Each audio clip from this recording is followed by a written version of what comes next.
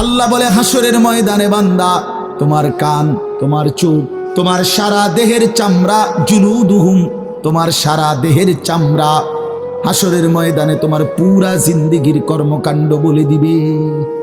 চামড়াগুলো বলবে চামড়া, মানুষের শাহওয়াত চামড়াতে।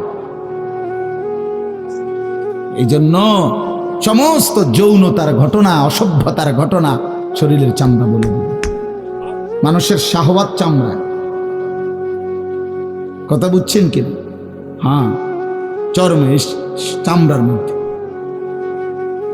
শাহওয়াত, কামনা, বাসনা, যৌন চাহিদা।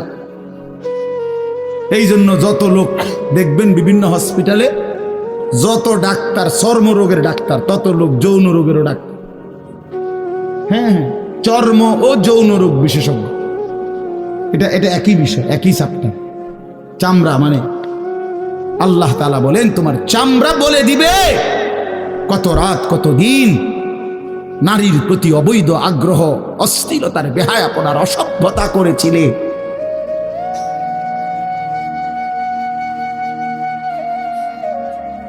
হায় হায়। এজন্য নওজোয়ান ছেলে তোমরা সবাই ভাই কষ্ট করে বসো, যে পাশে দাঁড়িয়ে আছো আল্লাহর ওয়াস্তে বসো, কষ্ট হলেও বসো ভাই, বসে শুনলে বরকত হবে। মোবাইলটা হাতের যাদের, এটা বন্ধ করে দাও। হাতে ধরা যেই মোবাইলগুলো, এগুলো বন্ধ করে দাও ভাই, এগুলো নামায় ফেলো। আমাদের চেহারার দিকে তাকাইয়া আল্লাহর কথা মনোযোগ দিয়ে শুনলে লাভ হবে। আসলে বাস্তবতা হলো প্রতিটা আয়োজন কষ্টের আয়োজন। এক একটা মাহফিলের মধ্যে অনেক মেহনত করতে হয়। 2 টাকা, 10 টাকা, 20 টাকা, 50 টাকা একত্র করেই এরপর একটা মাহফিল। এক মুঠে কেউ টাকা দেয় না, অনেক জনের কাছ থেকে বারবার গিয়ে কষ্ট করে নিয়ে সবাই মিলে মিশে একটা মাহফিল। প্যান্ডেল, মাইক, পোস্টার, হ্যান্ডবিল, বক্তা, দাওয়াত দেওয়া, ঠিকমতো আসা, মেহমানদারি, আপ্যায়ন, সব মিলাইয়া অনেক কিছু, অনেক কাজ থাকে, অনেক পেরেশানি। আমার মাদ্রাসায় আগামী 14ই ডিসেম্বর মাহফিল। তো গত 1 মাস থেকেই এই পরিকল্পনায়, এটা হবে কোথায়, ওইটা হবে কোথায়, বক্তা বসবে কোথায়, শ্রোতা বসবে কোথায়, প্যান্ডেল হইলে কোন দিক দিয়া, এই কত কিছু যে লিখছি আমরা, তো এতে বোঝা যায় যে অনেক কিছু। এই সবটুকু কষ্ট করে যদি শুধু কেবল আসলাম আর গেলাম, কিছুই শুনলাম না, বুঝলাম না, কিছু গ্রহণ করলাম না, তো কি লাভ হলো ভাই?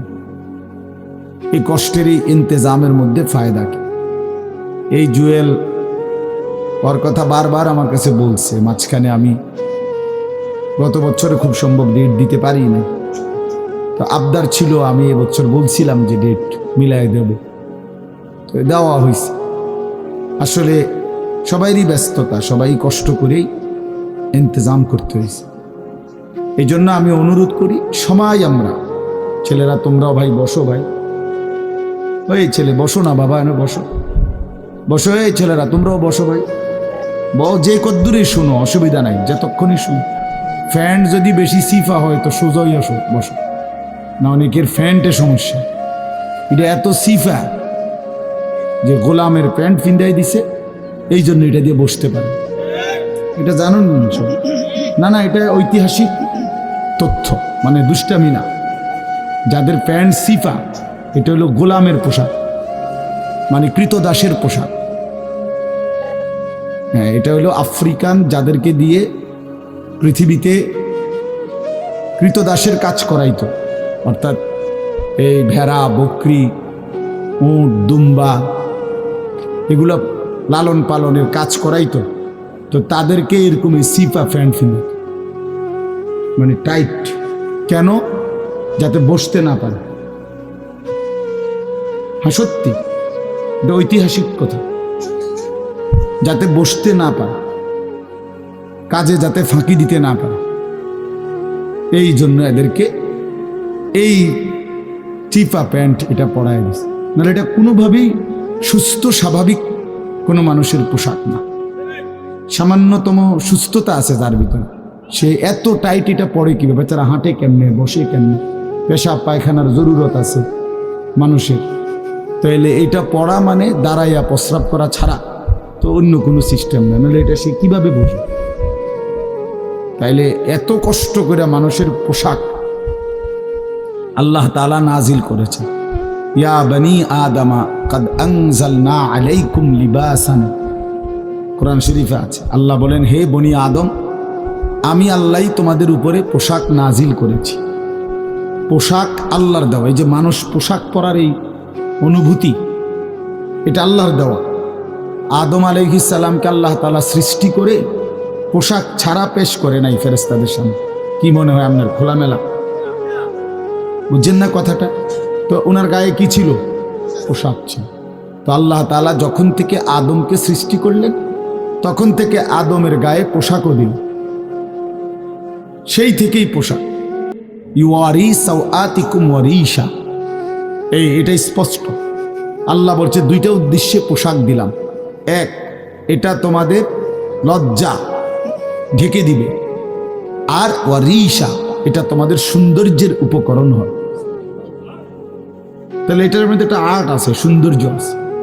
এটা লজ্জা ঢাকবে। এখন যদি লজ্জাই না ঢাকে, এটা যদি সতরই না ঢাকে, তো এটা হলো কি?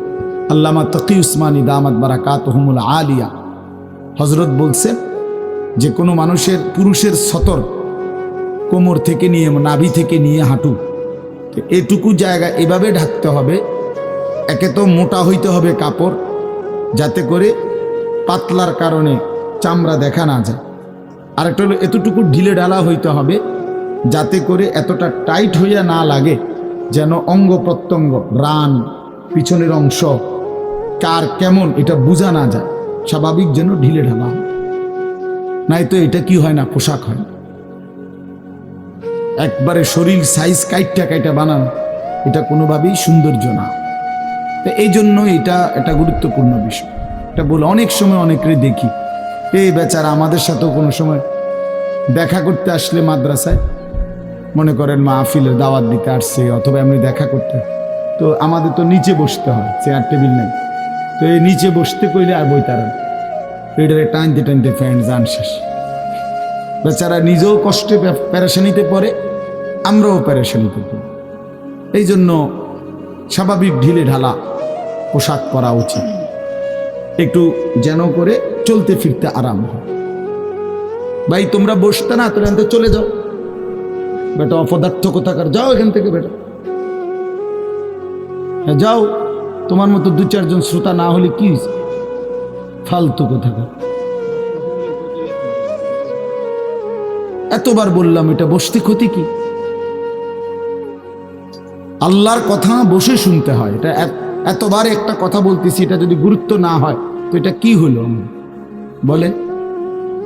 আল্লাহর কথা বসে শুনতে হয়, এটা তো একটা সার্কাস না। কি বলেন, এটা কি একটা সার্কাস? তাইলে কোরআন শরীফে আছে এটা। মুসা আলাইহিস সালামকে আল্লাহ তাআলা তুর পাহাড়ে জুতা খুলতে বললেন কেন? জুতা খুলে বসবার জন্য। আল্লাহর কথা বসে শুনতে হবে, জুতা খুলে শুনতে হবে, তাইলে নিজের মধ্যে পরিবর্তন আসে। আদব ছাড়া এলেম হয় না। কোরআন সুন্নাহর যে জ্ঞান,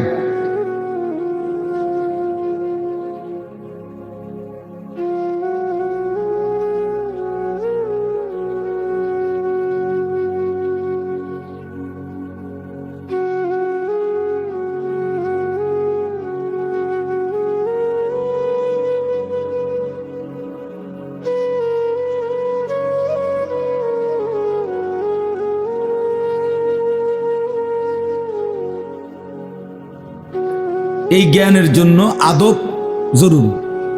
অন্য পড়ার জন্য এটা এতটা জরুরি। বাংলা, অঙ্ক, ইংরেজি, পদার্থ, জীববিজ্ঞান পড়ার জন্য পেশাব করে ফানি লন লাগে না। বুঝেন না? দাঁড়াইয়া বসুক, বসে পড়ুক, বসে পেশাব করুক, এতে কোনো অসুবিধা নেই। কিন্তু আল্লাহর কোরআন পড়বার জন্য, রাসূলুল্লাহ সাল্লাল্লাহু আলাইহি সাল্লামের সুন্নাহ পড়বার জন্য প্রস্রাব করে ঢিলা নিতে হয়, টয়লেট পেপার ব্যবহার করতে হয়, পানি ব্যবহার করতে হয়, পবিত্র হইতে হয়। হ্যাঁ, আব্দুর রহমান তুমি এনে আও, না না না এখানে আসো। আস্তাগফিরুল্লাহ। তো এই জন্য এটা জরুরি বিষয়, আমাদের কোরআন এবং সুন্নাহর ইলমের জন্য আপনার আদব জরুরি, আখলাক জরুরি, তাহারাত জরুরি। এই যে এখন এখানে একটা, এটা আপনাদের এটা শুধু একটা মহরানা, বরং এখানেও তো কোরআন সুন্নাহর ইলম বলার জন্যই উলামায়ে কেরাম আপনাদেরকে বসাইছে, ঠিক না? তো তাইলে আদব জরুরি। মাওলানা ইয়াহিয়া বয়ান করতেছিলেন, হ্যাঁ আল্লাহ তাআলা, আমি যেটুকু আইসা মাত্র শুনলাম, আল্লাহ তাআলা হাসরের ময়দানে এক কদম পাও বাড়াইতে দিবেন, জিন্দেগির প্রতি ইঞ্চির হিসাব হবে।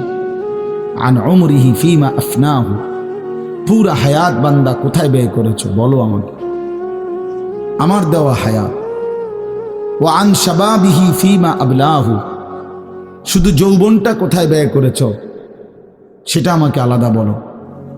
ওয়া আন মালিহি মিন আইনা ইকতাসাবাহু ওয়া ফিমা আনফাকাহু, প্রতিটি টাকার ব্যাপারে হিসাব দাও দুইটা। এক, টাকাটা কামাই করছো কেমনে, ব্যয় করেছো কোথায়।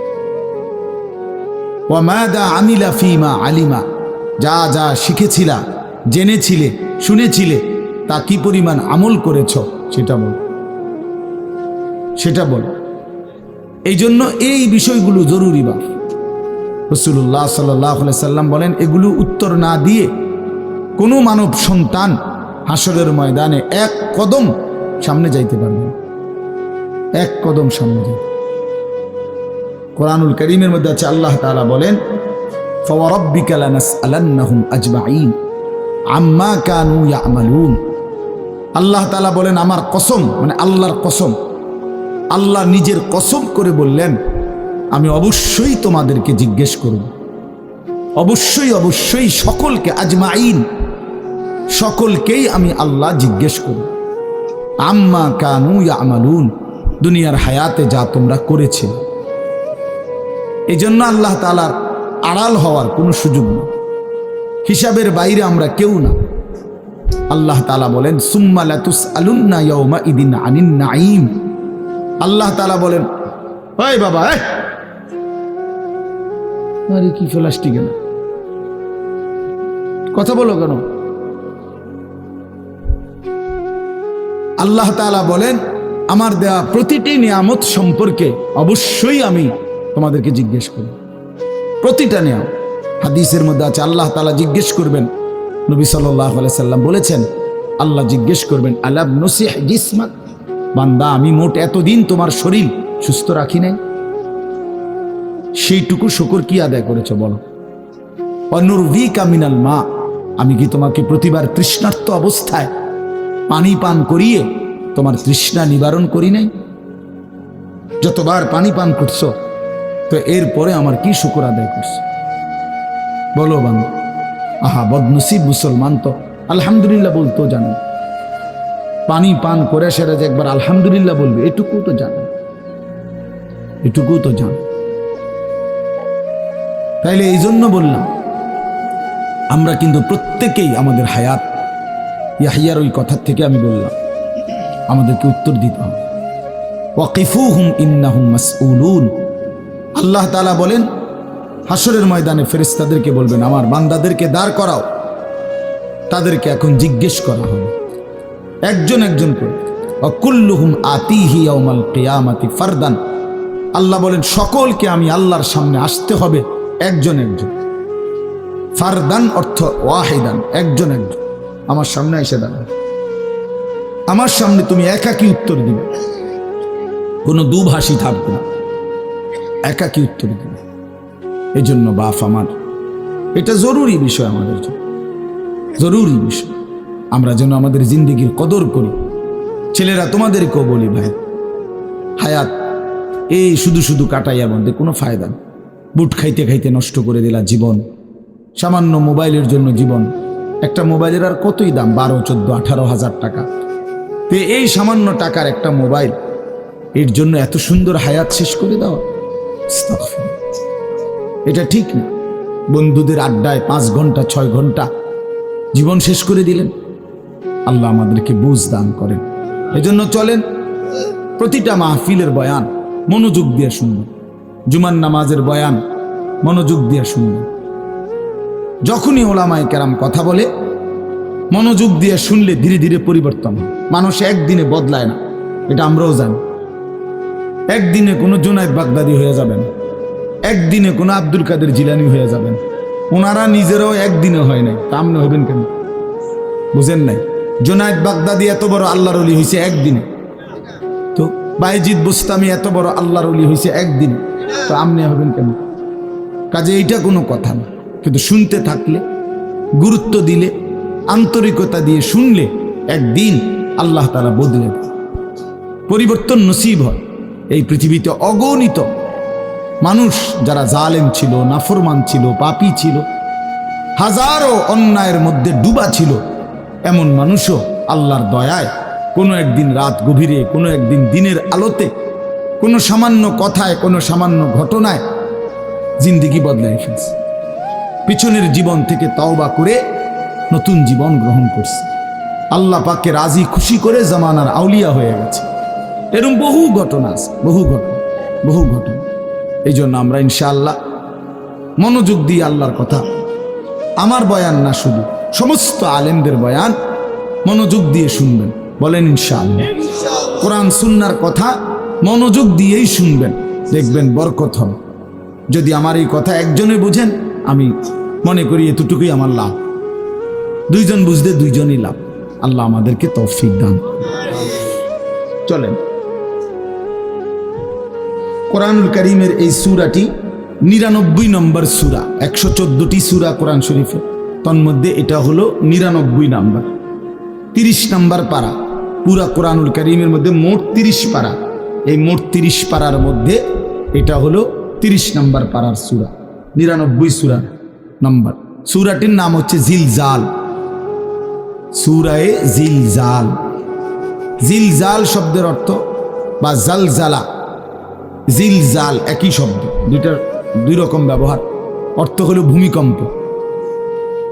জিলজাল শব্দের অর্থ কি বলেন? ভূমিকম্প। ভূমিকম্প, এই যে জমিন কাঁপে, ভূমিকম্প হয়, এই সূরার অর্থ হলো এইটা। এই ভূমিকম্প বলতে, জিলজাল বলতে আল্লাহ তাআলা কিয়ামতের ভূমিকম্প বুঝাইছে। পৃথিবীতে এমনিতে প্রতিনিয়ত মাঝে মধ্যে বিভিন্ন এলাকা ভেদে, অঞ্চল ভেদে ভূমিকম্প হয়। হ্যাঁ, আধা মিনিট, 30 সেকেন্ড, 40 সেকেন্ড, 50 সেকেন্ড, কিংবা তার চাইতে সামান্য কম বেশি এরকম সময় ভূমিকম্প হয়। এতেই বহু ক্ষয়ক্ষতি হয়। যখনই যেখানে কোথাও ভূমিকম্প হয়, তো সেখানে অনেক ক্ষয়ক্ষতি হয়, ঘর বাড়ি বিভিন্ন কিছুর অনেক ক্ষতিগ্রস্ত হয়। কিন্তু আল্লাহ তাআলা বলেন একটি চূড়ান্ত ভূমিকম্প আছে, যেই ভূমিকম্পটা যখন হবে তখন একসাথে আল্লাহর সৃষ্টি পুরাটা জমিন একসাথে ভূমিকম্প, এবং সেটা কতক্ষণ থাকবে সেটা আল্লাহই জানে, সেটা আল্লাহই জানে। এরকম ভূমিকম্প হবে, আর সেই ভূমিকম্পটা হলো কিয়ামতের ভূমিকম্প। অর্থাৎ এই পৃথিবী ধ্বংস করার জন্য আল্লাহ তাআলা তার গোটা সৃষ্টি জগৎকে মৌত দিবেন। মৃত্যু দুই রকমের, একটা হলো ব্যক্তিগত পৃথক একক মৃত্যু, আর একটা হলো গোটা আলমের মৃত্যু। সবার যখন পৃথক মৃত্যু হয় তো এটারে বলে মৌত, আর গোটা পৃথিবীর যখন আল্লাহর সৃষ্টি সবটার যখন একসাথে মৃত্যু হবে সেটারে কয় কিয়ামত। সেটাই কিয়ামত, ওইটাও একটা মৃত্যু। আসমানের মৌত হবে, জমিনের মৌত হবে, সূর্য চন্দ্র গ্রহ নক্ষত্রের মৃত্যু হবে, অর্থাৎ সব কিছু শেষ হবে। তো এই যে কিয়ামত, এটা আমাদের ঈমানের অংশ, এটা হবেই হবে, এটা হবেই হবে। আখিরাত, কিয়ামত, এই পৃথিবী একদিন ধ্বংস হবে, শেষ হবে, এটা কোরআনুল কারীমের অসংখ্য আয়াতে আল্লাহ তাআলা বলছেন, বারবার বলছেন, বারবার, যে বান্দা যত সুন্দরী তোমার কাছে লাগে দুনিয়া, যত আকর্ষণীয় মনে হয় না কেন দুনিয়া, একে তো তুমিও থাকবে না, একে তো দুনিয়া নিজেই থাকবে। দুটোটা মনে রাখবে, না তুমি থাকবে স্থায়ী, না দুনিয়া থাকবে স্থায়ী, কোনোটাই না। তুমিও মৃত্যুবরণ করবা, একদিন দুনিয়ারও মৃত্যু হয়ে যাবে। দুনিয়ারও মৃত্যু হয়ে যাবে।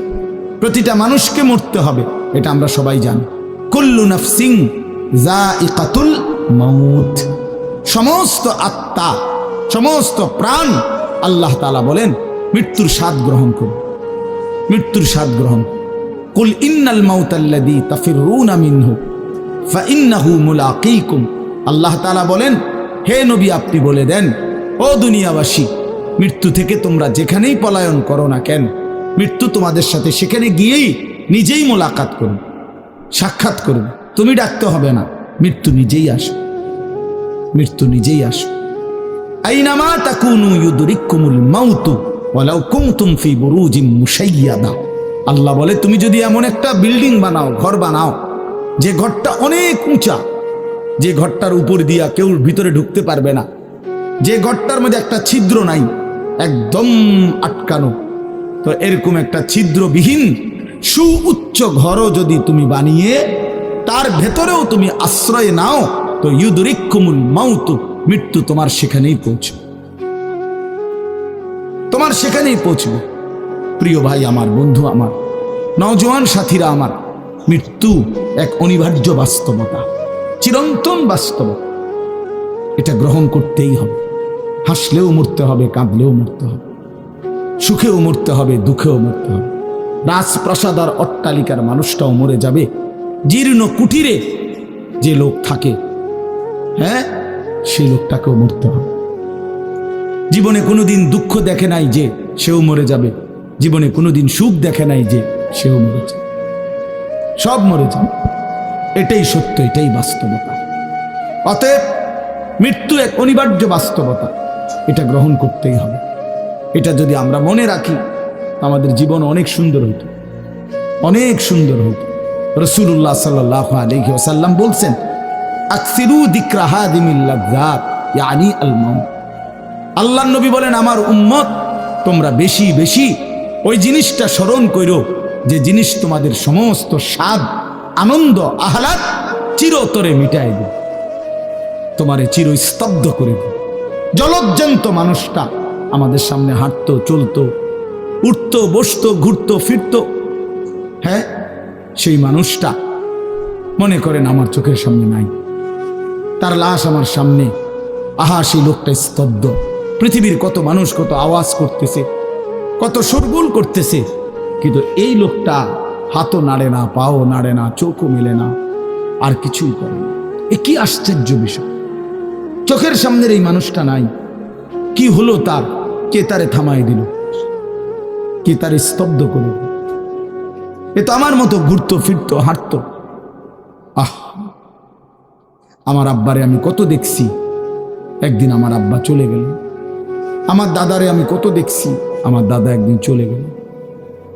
আমার জ্যাঠারে আমি দেখে আসছি, দোয়া করে আসছি, ফুঁ দিয়ে আসছি। এক সপ্তাহ পরে জ্যাঠা ইন্তেকাল করলেন, আবার এক সপ্তাহ পরে আমি গিয়া জ্যাঠার জানাজা পড়াইছি। এই তো বাস্তবতা। যুবক ভাই, তুমিও মনে রাখো, বয়স্ক বাবা আপনিও মনে রাখেন। হাসান বসরি রহমতুল্লাহ আলাই একজন বড় বুজুর্গ ছিলেন। উনি বলতেন, তিনি যখন কোনো যুবককে দেখতেন আর বয়স্ক দেখতেন, তো তিনি যুবকদেরকে বলতেন, ইয়া মা'শারাশ শাবাব ইন্না যারআ কাদ তুদরিকুহুল আহাতু ক্বাবলা আন ইয়াবলুগা। তিনি উপদেশ দিতেন, হে যুবকগণ শোনো, সব ফুল, সব ফল, সব গাছ চারা পরিপক্ক পাকা পর্যন্ত পৌঁছায় না, তার আগেই অগণিত ফুল, অগণিত ফল, অগণিত চারা গাছ ঝরে ঝরেছে। এটা উনি মনে করাইতেন মৃত্যুর কথা। উনি এটা বুঝাইতেন, যুবক তুমি দেখো, একটা আম গাছের মধ্যে যতগুলো মুকুল ধরছে ফুল, সবগুলো আম হয় না। যতগুলো আম ধরছিল ছোট ছোট, সবগুলো বড় পাকা পর্যন্ত যায় না, তার আগেই ঝরে যায়। ঝরেই যায় বেশি, থাইকা যায় অল্প। তার মানে যুবক, কিশোর, তরুণ এই বয়সেই মৃত্যু হয় বেশি, বৃদ্ধ পর্যন্ত পৌঁছে কম। পুরা বাড়িতে অনেক সময় এমন হয় একজনও বয়স্ক লোক নাই, একজনও নাই। আমার ঘর, আমার বাপ চাচাদের যে ঘর, সেখানে আপনার এখন আমার চাচাতো ভাই, জ্যাঠাতো ভাই, আমার ভাই বেরাদর সব মিলাইয়া আমাদের ছেলে পেলে ভাই বাতিজা মিলে না হয়তো 60-70 জন আছি আমরা, কিন্তু আমাদের একজনও বয়স্ক লোক নাই। আমার দাদাও নাই, দাদিও নাই, জ্যাঠাও নাই, চাচাও নাই, আমার আব্বাও নাই, কেউ নেই। তাইলে কেন এমন হলো? তাহলে বোঝা গেল অধিকাংশই ঝরে যায়, কবরে চলে যায়, মৃত্যু হয়ে যায়। এই জন্য ধোঁকা না খাওয়া। আরেকটা হলো বয়স্ক লোককে দেখলে উনি বলতেন, হাসান বসরি রহমতুল্লাহ আলাইহি, ইয়া মাশারা শুয়ুখ, হে বৃদ্ধগণ। উনি তাদেরকে জিজ্ঞাসা করতেন যে মা ইউনতাজারু বিসসারআই ইযা বালাগা, যখন কোনো ফসল পাইকা যায় তখন আর বাকি থাকে কি? কি বাকি থাকে? কাটা। কথা বলে না, কি বাকি থাকে? ক্বালু আল হাসাদ, বা কাটাটা বাকি থাকে, পাইকা তো গেছে। তার মানে আপনারা পাইকা তো গেছেন, বয়স তো হয়েই গেছে, আর শুধু মৃত্যুটা বাকি, আর শুধু মৃত্যুটা বাকি।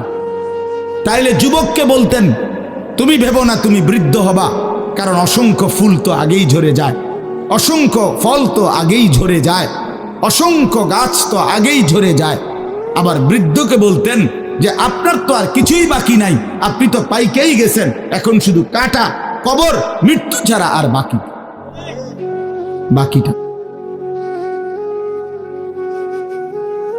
আল্লাহ বলে হাসরের ময়দানে, বান্দা তোমার কান, তোমার চোখ, তোমার সারা দেহের চামড়া, জুলুদুহুম, তোমার সারা দেহের চামড়া হাসরের ময়দানে তোমার পুরা জিন্দেগির কর্মকাণ্ড বলে দিবে।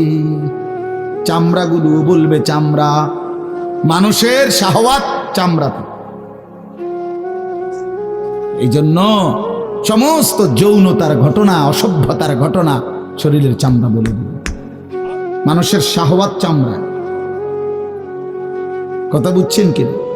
হ্যাঁ, চর্মে, চামড়ার মধ্যে শাহওয়াত, কামনা, বাসনা, যৌন চাহিদা। এই জন্য যত লোক দেখবেন বিভিন্ন হসপিটালে, যত ডাক্তার চর্মরোগের ডাক্তার, তত লোক যৌন রোগেরও ডাক্তার। হ্যাঁ হ্যাঁ, চর্ম ও যৌন রোগ বিশেষজ্ঞ, এটা একই বিষয়, একই চ্যাপ্টার। চামড়া মানে আল্লাহ তাআলা বলেন তোমার চামড়া বলে দিবে কত রাত কত দিন নারীর প্রতি অবৈধ আগ্রহ, অস্থিরতার, বেহায়াপনার, অসভ্যতা করেছিলে।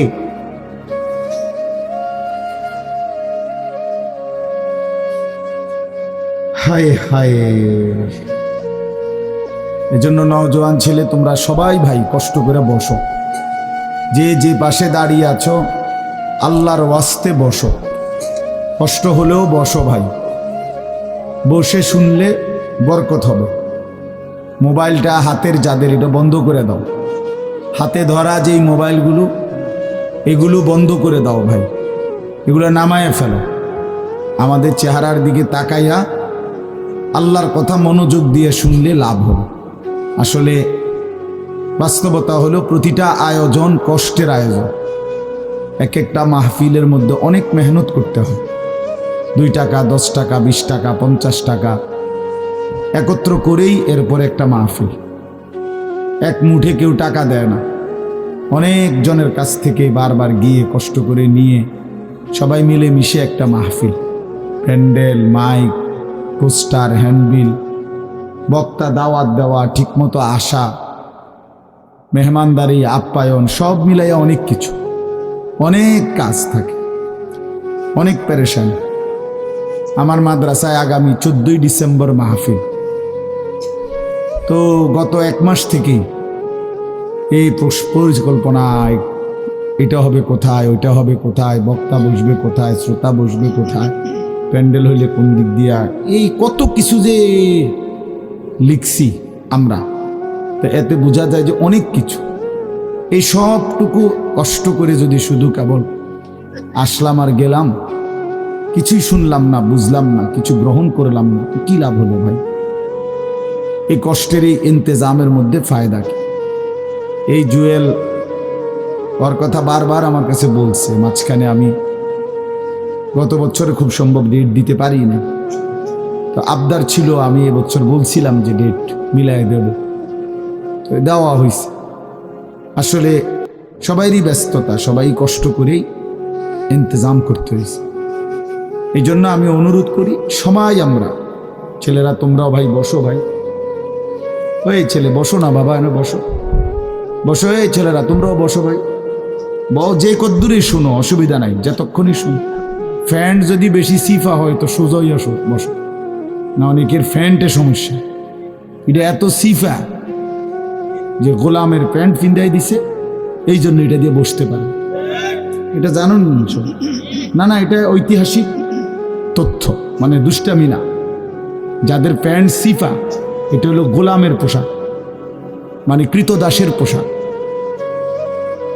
হ্যাঁ, এটা হলো আফ্রিকান, যাদেরকে দিয়ে পৃথিবীতে কৃতদাসের কাজ করাইতো, অর্থাৎ এই ভেড়া, বকরি, উট, দুম্বা, এগুলো লালন পালনের কাজ করাইতো, তো তাদেরকে এরকম সিফা প্যান্ট ফিরে, মানে টাইট।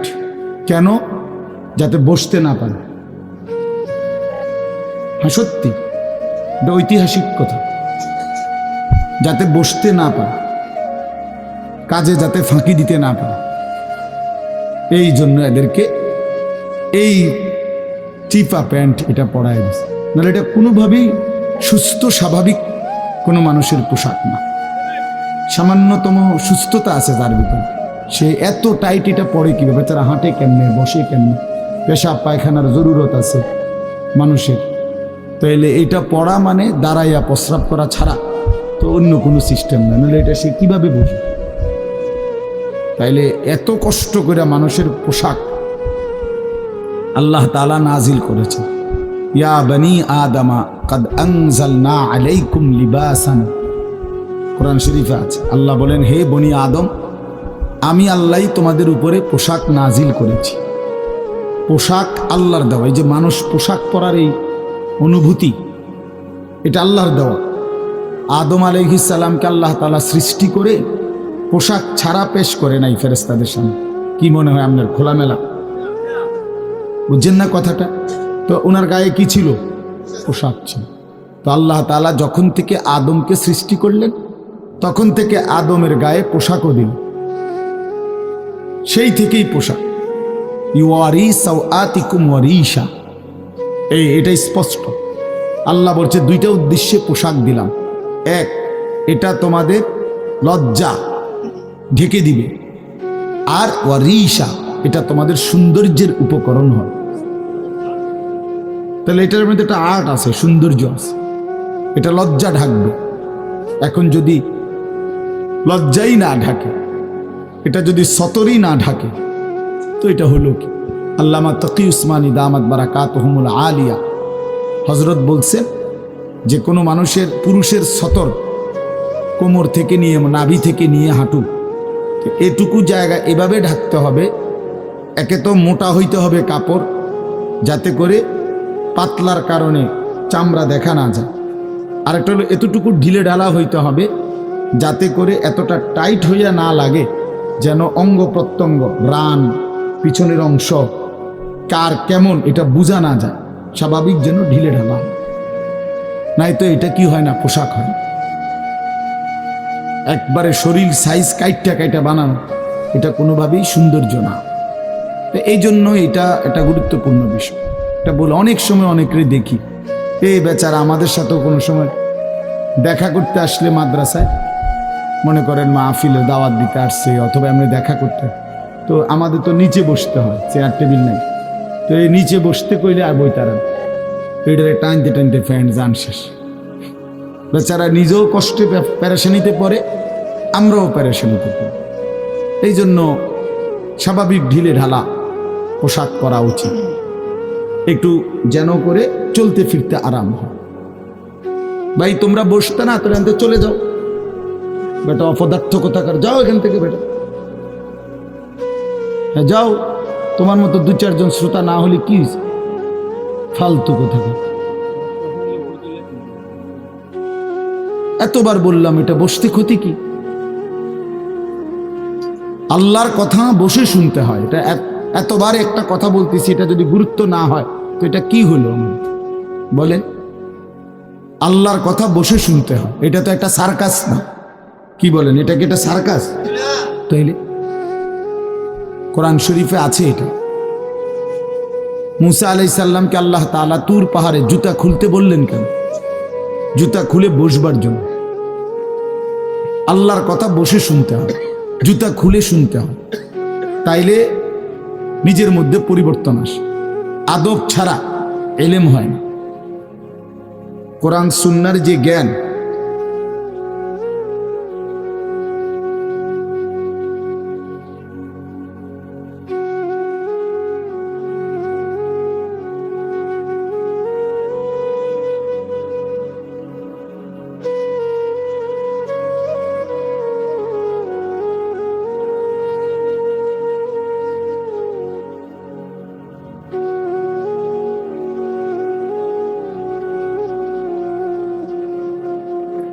এই জ্ঞানের জন্য আদব জরুরি। অন্য পড়ার জন্য এটা এতটা জরুরি। বাংলা, অঙ্ক, ইংরেজি, পদার্থ, জীববিজ্ঞান পড়ার জন্য পেশাব করে ফানি লন লাগে না। বুঝেন না? দাঁড়াইয়া বসুক, বসে পড়ুক, বসে পেশাব করুক, এতে কোনো অসুবিধা নেই। কিন্তু আল্লাহর কোরআন পড়বার জন্য, রাসূলুল্লাহ সাল্লাল্লাহু আলাইহি সাল্লামের সুন্নাহ পড়বার জন্য প্রস্রাব করে ঢিলা নিতে হয়, টয়লেট পেপার ব্যবহার করতে হয়, পানি ব্যবহার করতে হয়, পবিত্র হইতে হয়। হ্যাঁ আসো আব্দুর রহমান, তুমি এনে আও। না না না, এখানে আসো। তো এই জন্য এটা জরুরি বিষয়। আমাদের কোরআন এবং সুন্নাহর ইলমের জন্য আপনার আদব জরুরি, আখলাক জরুরি, তাহারাত জরুরি। এই যে এখন এখানে একটা, এটা আপনাদের এটা শুধু একটা মহরানা, বরং এখানেও তো কোরআন সুন্নাহর ইলম বলার জন্যই উলামায়ে কেরাম আপনাদেরকে বসাইছে, ঠিক না? তো তাইলে আদব জরুরি। মাওলানা ইয়াহিয়া বয়ান করতেছিলেন, হ্যাঁ আল্লাহ তাআলা, আমি যেটুকু আইসা মাত্র শুনলাম, আল্লাহ তাআলা হাসরের ময়দানে এক কদম পাও বাড়াইতে দিবেন, জিন্দেগির প্রতি ইঞ্চির হিসাব হবে। আন উমরিহি ফিমা আফনাহু, পুরা হায়াত বান্দা কোথায় ব্যয় করেছো বলো আমাকে, আমার দেওয়া হায়াত। ওয়া আন শাবাবিহি ফিমা আবলাহু, শুধু যৌবনটা কোথায় ব্যয় করেছো সেটা আমাকে আলাদা বলো। ওয়া আন মালিহি মিন আইনা ইকতাসাবাহু ওয়া ফিমা আনফাকাহু, প্রতিটি টাকার ব্যাপারে হিসাব দাও দুইটা। এক, টাকাটা কামাই করছো কেমনে, ব্যয় করেছো কোথায়। ওয়া মাদা আমিলা ফিমা আলিমা, যা যা শিখেছিলা, জেনেছিলা